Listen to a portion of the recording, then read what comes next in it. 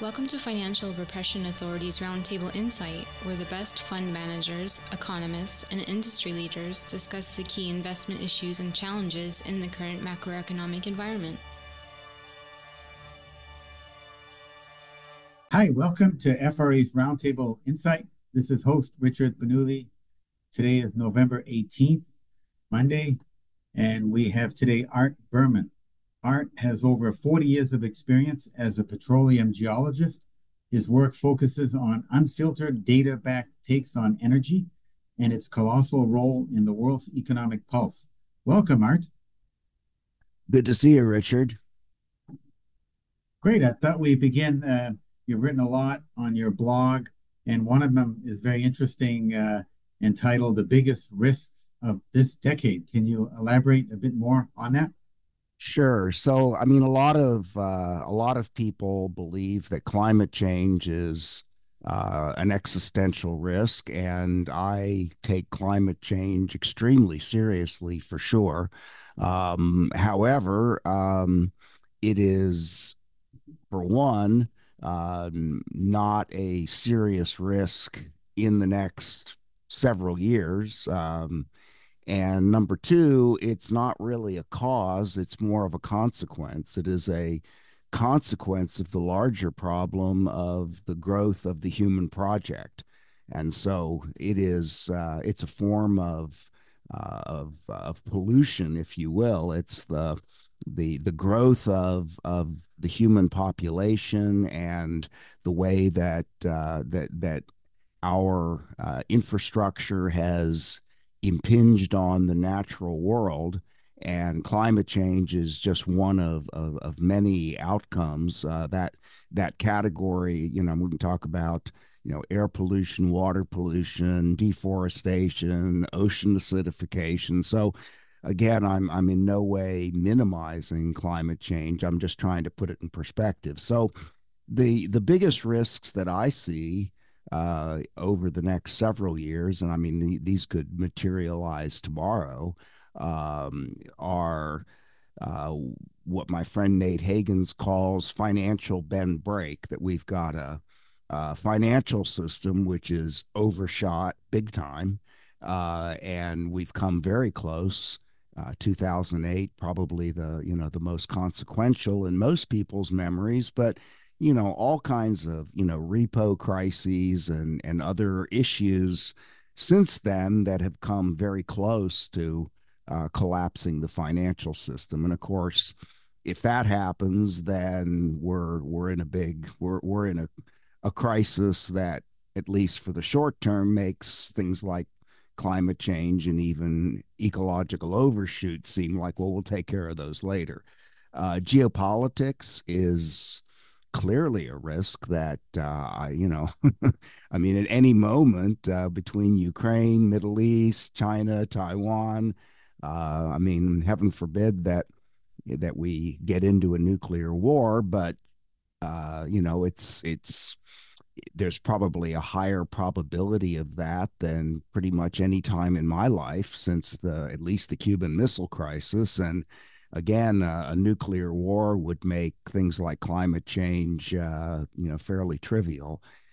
So the other issue that I see is governance. I mean, we just had an election here in the United States, and we are not alone in the world for having a deteriorating trust of public institutions and our courts and our legislatures and their ability to manage populations and immigration and all sorts of things. Complexity, I mean, the leading cause of the collapse of all civilizations, as far as I can tell, and certainly according to Joseph Tainter, is just the increasing complexity of society. And we got a guy who's been reelected that thinks that he can cut through all the complexity of the Department of Education and Defense and all of that, and somehow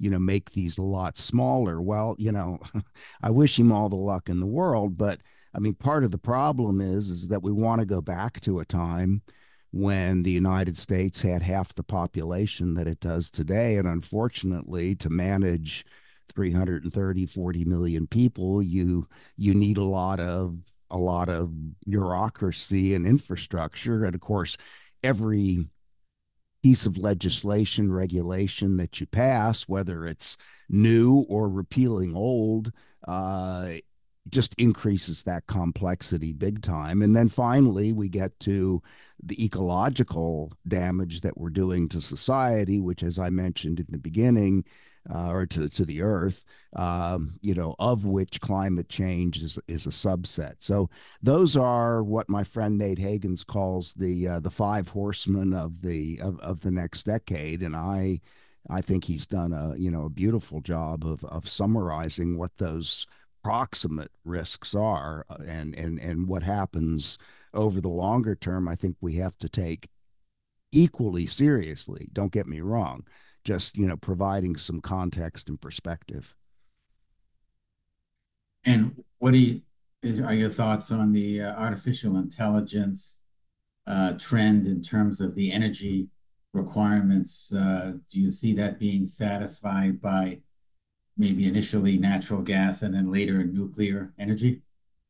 Yeah, I'm not well, the answer is it will be satisfied, and it will be satisfied uh, before other needs are satisfied, meaning consumers and all sorts of things, because AI is, well, it's being pushed by all the tech giants, and of course now we have one who's part of the Trump team, and others who are in the background, guys like Peter Thiel and who knows who else. But I mean, I think for me, the issue of AI is that its its most likely uses will be to accelerate all of the uh, fundamentally transactional and potentially predatory kinds of aspects of modernity, which are causing all of the other risks that I just described, including ecological damage and financial bend break. I mean, we can just go down the list. So, I mean, I use AI every day in my writing and in my research. So I'm a big fan. At the same time, I can't ignore that it's probably going to be used for the same kinds of things that are causing what I believe to be a lot of the problems. Nuclear, I think, is kind of it's kind of a mirage in a way. I mean, I'm we can, if we take all the multitude of problems off the table with nuclear, like what do you do with its waste?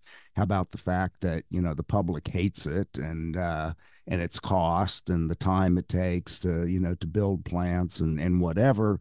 I mean, it's just not. It just doesn't scale fast enough to really make that much of a difference. I mean, there hasn't been a new nuclear plant built in the United States. Well, there was just one completed in I think in Georgia, but I mean, for the most part, they're all 30, 40 years old. And I did the calculation a couple of months ago, and to just get to nuclear providing something like 4 or 5% of U.S. total energy use, we would have to increase our annual addition of nuclear capability something like 25 times.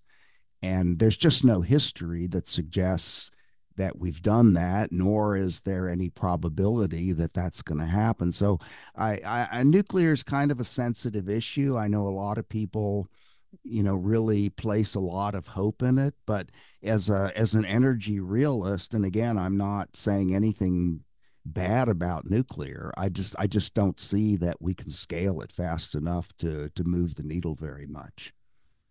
And the time it takes to set up, get regulatory approvals and all that, maybe at least. Well, even if you made those go away, if you just assume that permitting, regulation, all that it's instantaneous.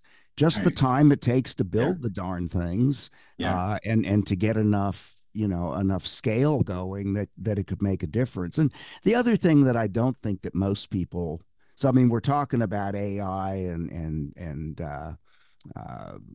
data centers and all of that, and that's fine. And nuclear, certainly is appropriate, if it could only scale to meet that need. But the larger problem is that nuclear, along with all renewables, are really just sources of electricity, and electricity only accounts for 20% of energy use in the world.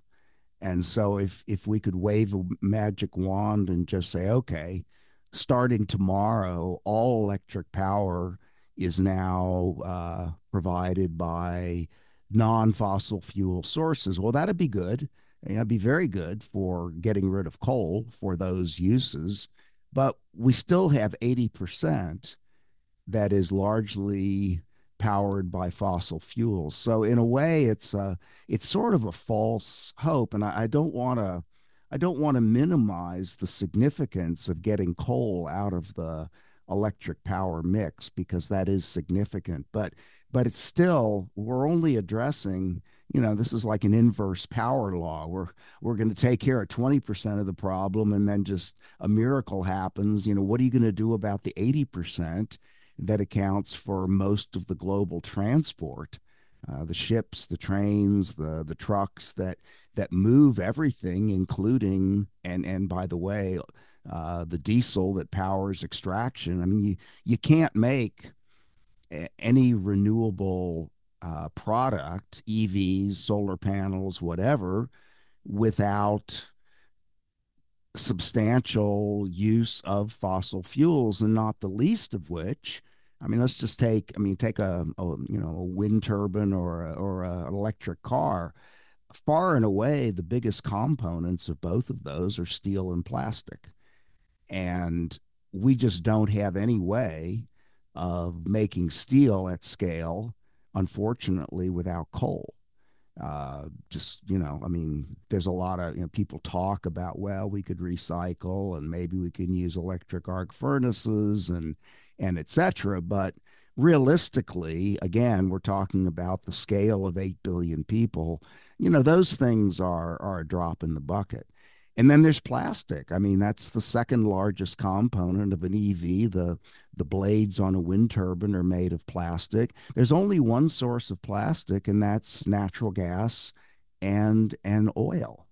And so my intent here is not to paint a gloomy picture of, or rain on people's parades, but merely to realistically describe how fundamentally energy blind a lot of the very much hoped for initiatives are, that are somehow going to take care of things. And again, nuclear, somebody will say, well, it can be used for some sort of distributive heating, and again, maybe someday in the future, but that's not a reality today. So I come down.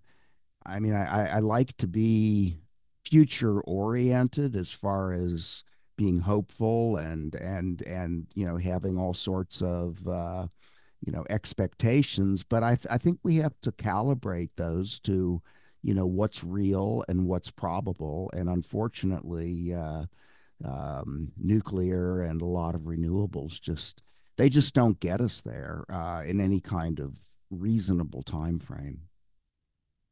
And if we look at AI as part of a circular economy, if you will, to what extent and how could AI reverse or stall, like decreasing production in oil and gas, or enhance the production thereof? Any ideas on that in terms of the application of Yeah, AI? Yeah. yeah. I mean, again, this is sort of a blind spot. I mean, we've been using machine learning and AI in the oil and gas business for 25 years. I mean, this is, you used to work for Schlumberger. You mentioned that before we went online. And I mean, Schlumberger has been using AI for, well, not forever, but ever since it's been available. So, these expectations that somehow, oh, we've got this shiny new toy. Well, it may be shiny, but it's not very new. And one thing you can pretty much count on in the areas of technology are that um, healthcare, medicine, and oil and gas or energy are always at the forefront, whether it be for any kind of technology, certainly for imaging and all the fancy stuff. And so the presumption that, oh, this is going to radically change the way we do oil and gas, I don't think so. I mean, I honestly hope I'm wrong with a lot of the things I've said so far, and I know your listeners, viewers, will probably, take umbrage at, at a lot of the things I'm saying. But and I want to make clear to them that, I mean, I'm very much an earth-centered kind of guy. I mean, I take balancing our relationship with nature probably more seriously than a lot of people who, claim to be big time renewable folks, because all they're looking at, some of them, or maybe most, is just, well, how can humans, meet our needs without fossil fuels? I'm asking the larger question, which is, whatever we use to meet our power needs, how does all that affect the planet upon which our ultimate wealth depends? I mean, if we keep screwing up the biosphere the way we are, there's not going to be any prosperity left for people either. And I know this is, again, this is something that most people have zero awareness of, or very little, but it's quite real. And I mean, I just had dinner last week with a group of people, one of whom is probably going to be our next Secretary of Energy. And one of the issues we discussed at that dinner meeting was precisely this. And those guys are, boy, I mean, they are smart and they are super knowledgeable about, a range of subjects that, frankly, most people that I deal with are not. But there's a huge blind spot for them, most of them at least, in terms of how all of these things that humans do affect the earth, and how very dependent we are on all of that. And I don't want to get into all the details, but I mean, just to give you a for instance, I mean, the population, and I'm not talking about extinctions, I'm just talking about the number of animals, the population of all the various species in the world has declined something like 73% since 1970. And that's not my opinion. I mean, that's data. And, you can go out to the World Wildlife Federation and see it yourself. I mean, that's stunning. I mean, the population of the natural world is a quarter what it was when I graduated from undergraduate school. The number of migratory fish in the ocean has declined by 82%. The oxygen levels in the ocean have fallen by 2%. And we would say, oh, well, I mean, if my oxygen level goes down 2%, I mean, I feel a little lightheaded and faint. Yeah, well, but we don't breathe through water like fish do. Fish are migrating north as fast as they can because they're trying to get to higher levels of oxygen. So these are issues that, that I think about a lot, and very few people do. So my sense is that AI, let's just say that it's awesome and it changes everything. Let's forget what I just said, just for a thought experiment.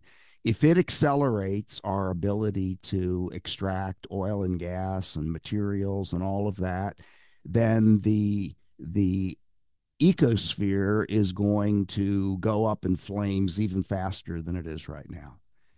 Yeah, And that again, that's not to throw cold water on any of our environmental expectations, is to try to put them in perspective, that the success of energy substitution, renewables for fossil fuels, could be as or more destructive than if we just keep on going the way we are.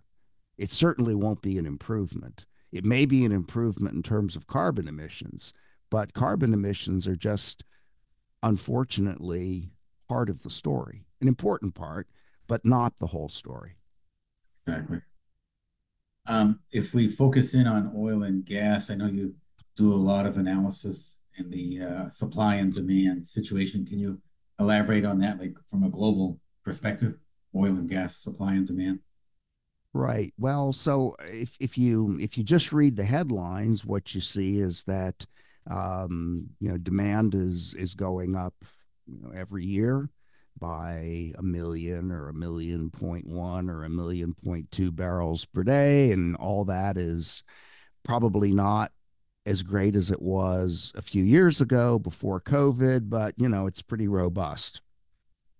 And the production is not keeping up with that increase in demand. So eventually, if not soon, we're going to be in trouble. And underinvestment in oil exploration and production, and the expectation then is, well, gosh, prices are going to get really high again, like they did in 2006, 2007, or God forbid, back in the late 1970s, early 1980s. And um, that's certainly a scenario that is out there, but I don't see it that way. What I see, what the data tells me, is that we are either at or approaching a peak in both oil production and oil consumption. And that is not to say that we're going to reach a peak and then it's going to drop off a cliff. More likely, it'll reach a plateau and stay there for probably a long time with slight declines. At least those are the projections by all of the international agencies that are at least supposedly objective, or don't have a vested interest in this. And some people will say, well, that depends on which one, and I'll just leave that alone for right now. But what that means is that we have a global economy which is predicated on growth, and there is a frightening correlation between oil consumption and GDP. I mean, when you plot those things up on a country basis, you end up with a statistically perfect correlation. And you can like that or dislike it, but you can't argue with it. And so what that means is that if oil consumption is flattening, then that means that economic growth is also flattening. And if economic growth is flattening, then that's a big problem for a global economy whose existence, survival, depends on economic growth. It's just not going to happen.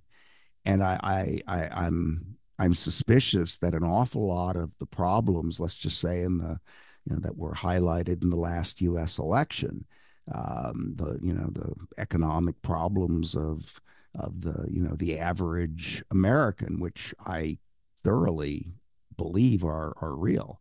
I mean, I don't think those are made up or imaginary, and the assumption is that we can fix those by tweaking policies.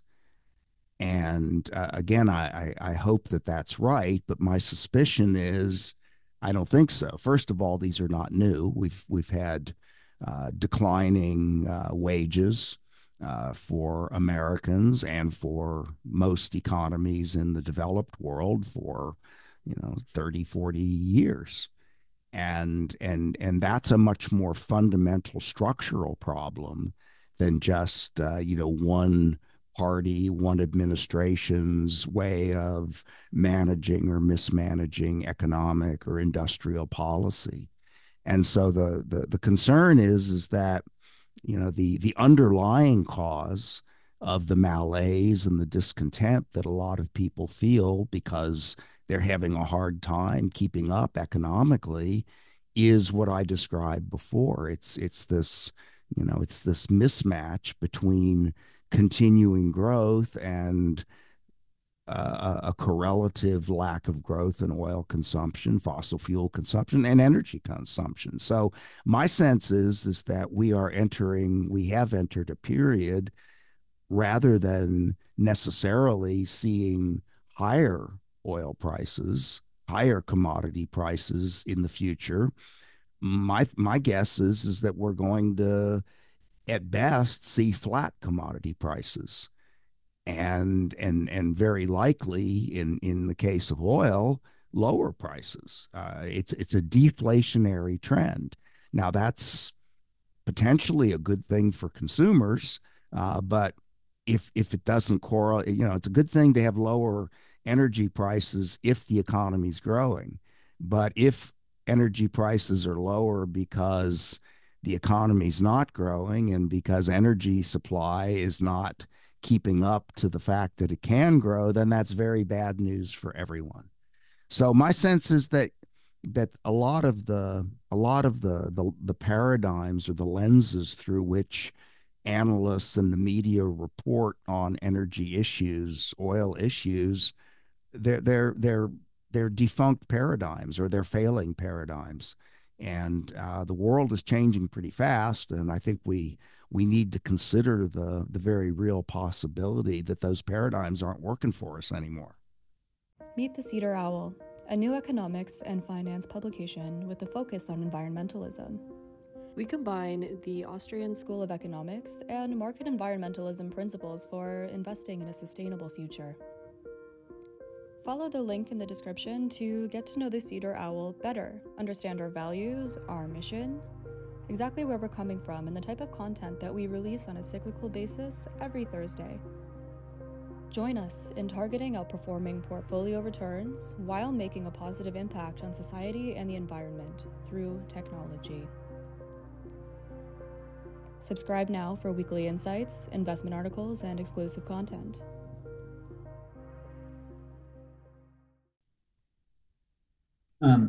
Notwithstanding a lower usage in the G7 world, do you see increasing demand from global South countries, especially in the Yellow Crescent outside of China, where China has partnering arrangements, like from Indonesia to Turkey and even into Latin America? Do you see growth there?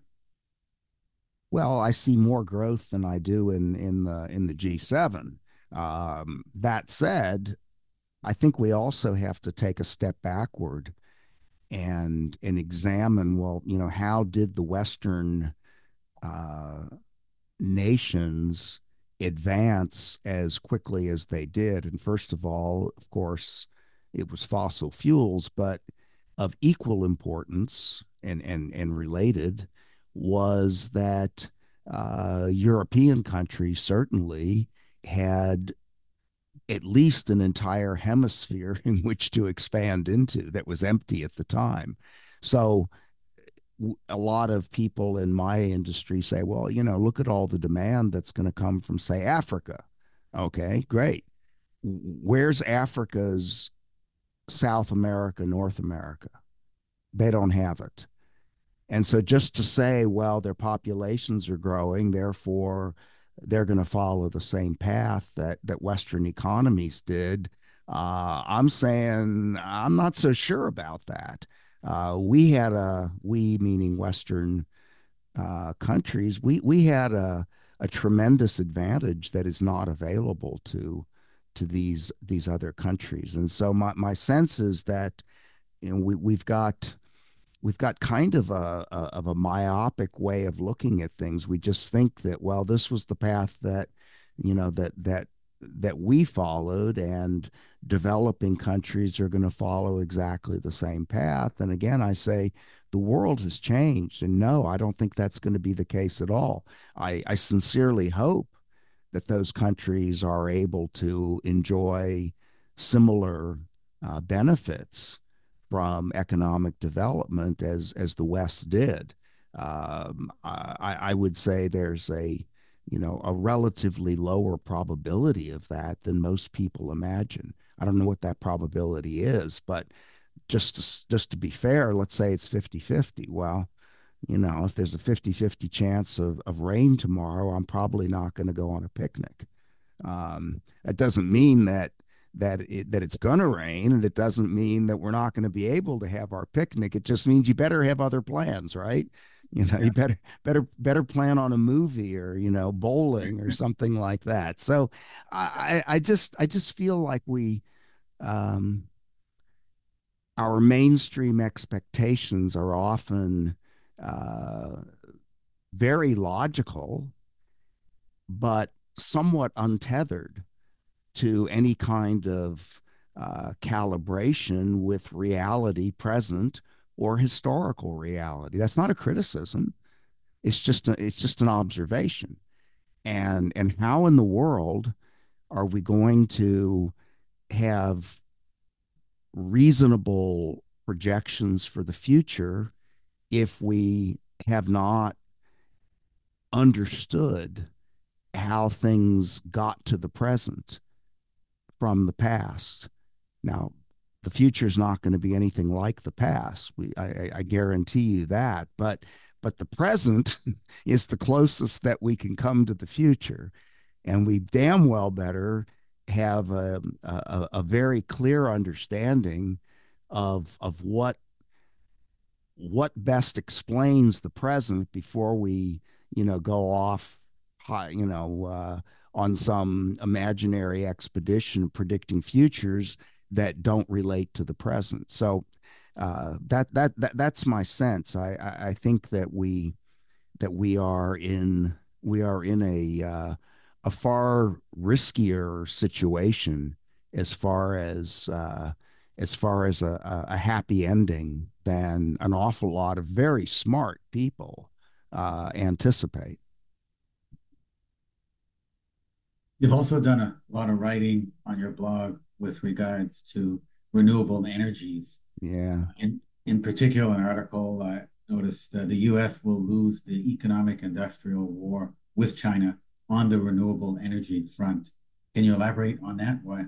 How you Yeah, see it? I mean, we've pretty much already lost it. I mean, it's I mean, China, to their credit, has had an industrial policy for at least 20 years based upon its um, high levels of energy import, which has and so their policy has been to do everything they can to build their renewable capabilities and export those to the rest of the world.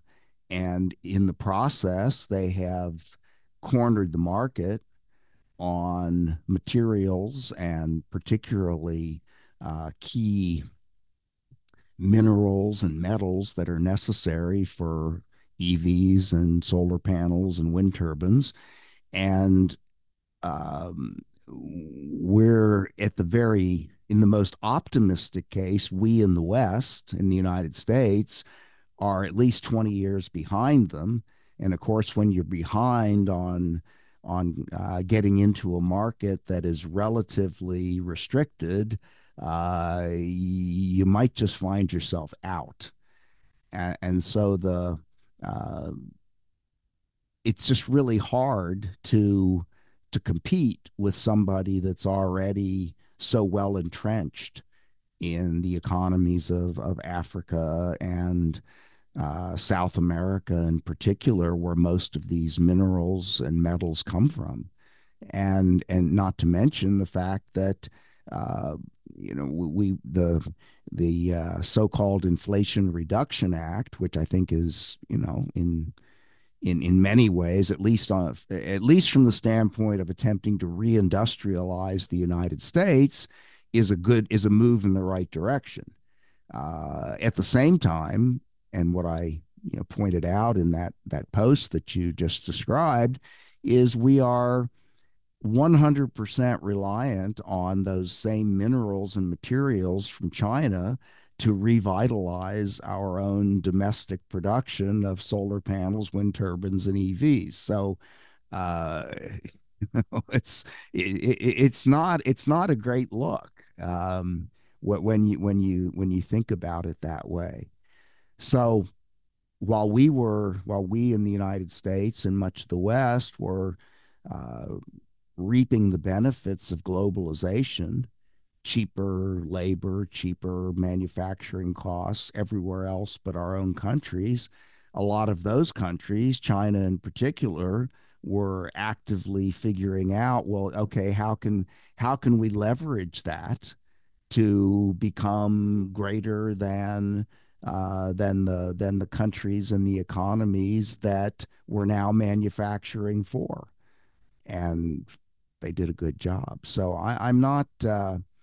I'm not saying there are no solutions, that there are no options, but they will be compromises. The notion that of somehow the United States becoming dominant in beyond its present position, which is respectable with EVs. I just don't think that we have the capacity to outcompete China. We will be a second or third rate EV power, and probably similar for other renewable kinds of resources products.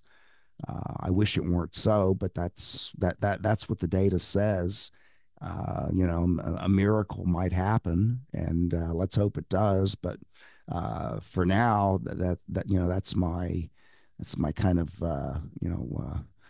data driven and somewhat depressing perspective. And a final question on, what on an energy focus, what solutions make sense economically, financially, and environmentally, and how you see it playing out with different energies, could be renewable, non-renewable. Well, back to where we were 10 or 15 minutes ago. I think the idea of energy substitution, of just substituting renewables for fossil fuels, while it sounds great. I mean, it's a very logical kind of project. It just doesn't work. I mean, renewables are, whether you want to talk globally or in the United States, are just in addition to fossil fuels. That they're just, they're a tiny sliver that we're adding on top. And with the trillions of dollars that have been spent over the last 20 years or so on renewables, they're not having any measurable effect whatsoever on carbon emissions. Now, I'm I am a great enthusiast for reducing emissions. I just don't think that renewables are getting us where we need to go. And there are a lot of ways of kind of slicing and dicing that problem. But the overwhelming conclusion is that they're just not big enough. They're not likely to displace, based on history and the present. They're just not likely to displace enough fossil fuels to make an appreciable difference within the window of climate change urgency. Now, if we had a few centuries, that would be a different story. But I'm not in that camp. I'm very much in the camp that we've got maybe a decade in which to fundamentally turn things around, or we're going to be in some serious trouble as a society and a civilization. I'm not in the group that thinks that humans are going to become extinct. We could, but probably not from climate change. That'd be more from nuclear war. But having said that, I mean, I think that if the world gets to 2.5 degrees above the pre-industrial average, much less 3, and I think both of those are very much in the the high realm of probability by the end of this century.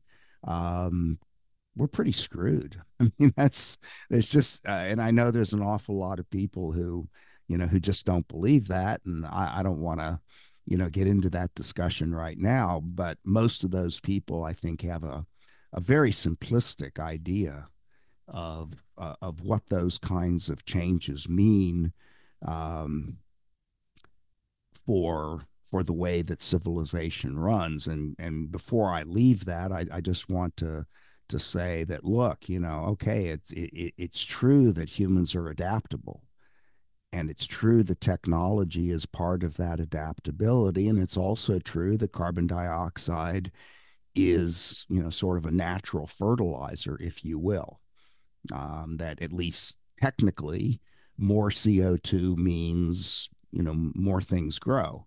The problem, among many others, by the way, is that, great, let's say all that's true, and I'm not saying it is, but let's just, for the sake of argument, let's just say okay, all those uh, presumptions are correct. Well, the problem is that our entire civilization, its infrastructure, and its food supply is designed for the kinds of temperatures and carbon dioxide levels that we have right now.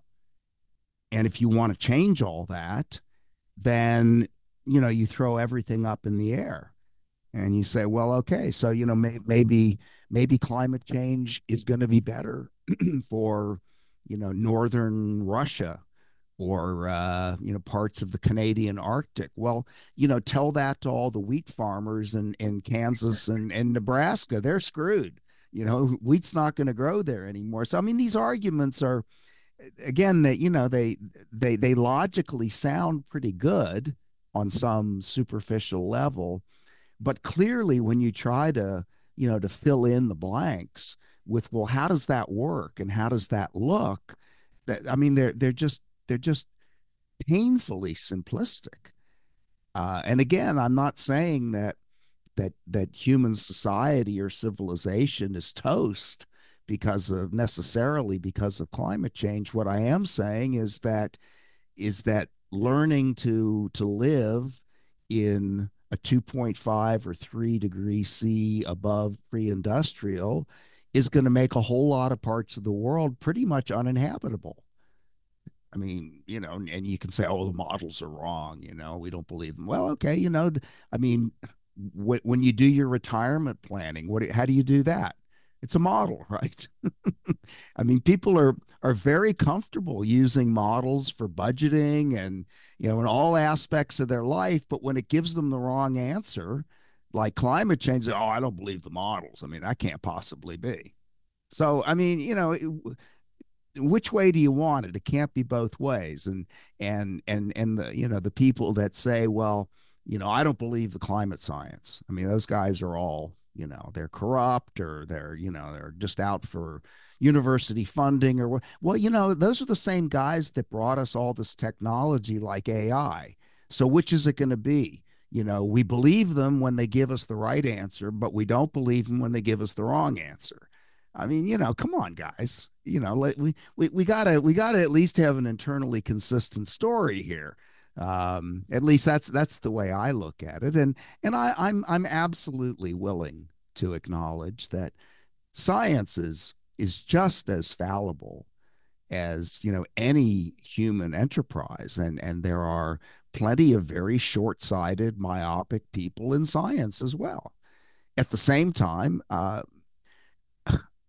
who among us is going to dispute that much of our material success as a species, much less as a civilization in the last couple of 100 years, is due to anything other than scientific advancement and having a whole lot of cheap, abundant energy. I mean, I challenge anybody to, to argue with me on those counts. So again, we just can't have it both ways. It either is or it isn't, and let's discount it, just to accommodate everybody that's got doubts about something.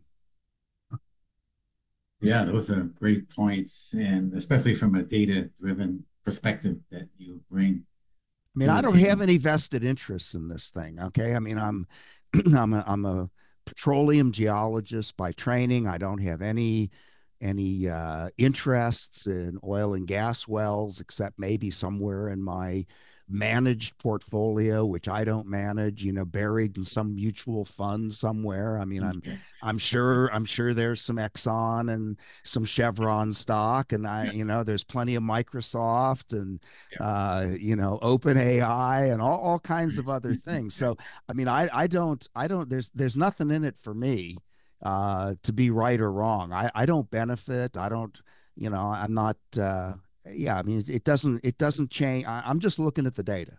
I'm just trying to, to give people the best honest answers that I can provide.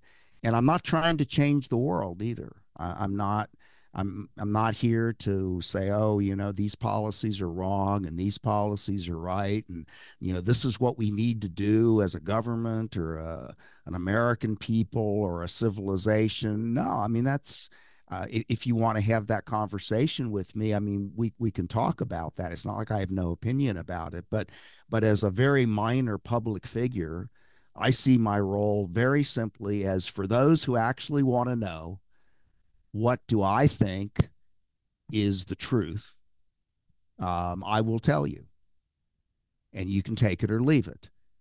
It's taken me 4 decades or so to build the experience and the knowledge and the ability to manipulate all this to get where I am right now. And I think it would be a big waste of your time to have to recreate my learning curve and 4 decades later say, Art, you were wrong, or you were right. I mean, that's just sort of, we talk about efficiency. That's one of the ways that we can be more efficient. And so I'm not trying to recruit people. I'm not lobbying Congress. I'm not doing anything. I'm not recommending solutions. If you ask me about a solution, as you have, as nuclear solution, I'll say no. I mean, it's part of the way things are, and it's going to be part of the way things will be. Is it going to magically, change everything? I don't think so. Same with AI. AI is cool. I use it. I have great things to say about the way that it's helped me. Do I think it's going to fundamentally make society better? Well, I don't know. But my guess, as I said, is that it's going to be an accelerant to a lot of the bad things that we do, as well as some of the good. Well, great discussion. And how can our listeners and viewers learn more about your work, Art? Well, it's pretty easy. Artberman.com is my website. It's 100% free. There's no ads. There's no promotions. There's no nothing. It's just, I think you do have to register with an email address. That's it. I'm on Twitter or X at AE Berman 12. I'm on LinkedIn. I'm on Facebook. I'm on Substack. I mean, there's a constant flow of data and information and interchange with people that are free. No paywalls, not on Substack or anything like that. And glad to have more people in the conversation. But I recognize that my audience will always be a relatively small portion of the public because most people are not interested in arcane subjects like the details of oil and gas or renewables or any of those sorts of things. But for those who are, you know, join the fun. It's great. Yeah, absolutely. I recommend it also. Yeah. Thank you so much, Art. Thank you. A pleasure to be with you. Thanks for having me. The FRA Roundtable Insight Show is for informational and educational purposes only and should not be considered as a solicitation or offer to purchase or sell any securities. The investments, investment strategies, and investment philosophies discussed or presented on the show each involve their own unique risk factors which are not discussed on the show. Any discussions among the panel participants or responses to listener inquiries are based on the personal opinions of the panel participants and do not take into consideration the listener's suitability, objectives, or risk tolerance. Please be advised that you invest or speculate at your own risk.